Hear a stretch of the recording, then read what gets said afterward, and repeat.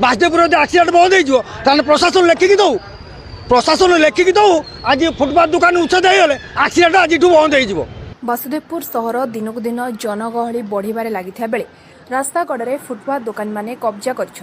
एक वर्ष पूर्व म्युनिसिपालिटी प्रशासन और तहसिल प्रशासन मिलित भाव बासुदेवपुर सहर में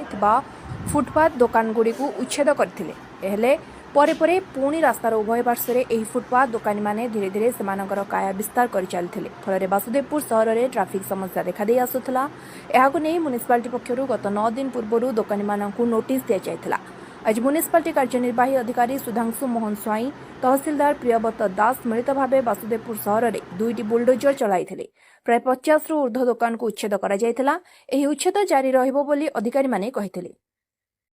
पौर प्रशासन जानिथिबो कौन पाई उच्छेद करछि एको भितरे किए हाथ अछि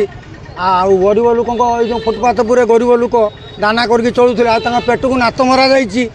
जोर जबरदस्त दाउ दाउ वर्षा ढालुवा बेले आमको हतादार करुँच आम माल सब नष्ट हो लक्ष लक्ष टकर माल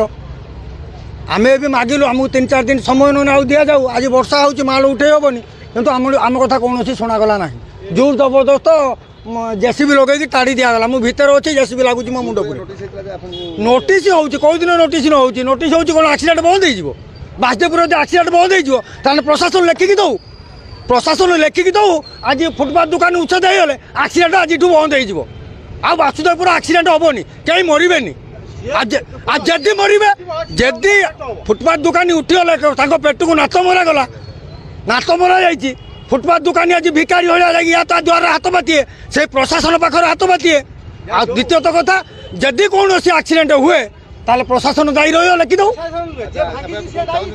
एवं चाहूँ आमको थैतान करा जाऊ आम बर्तमान ये छोट छोट पिला आमर से पाठ पढ़ी मनीष हे ना जी गुजरात बेंगलुरु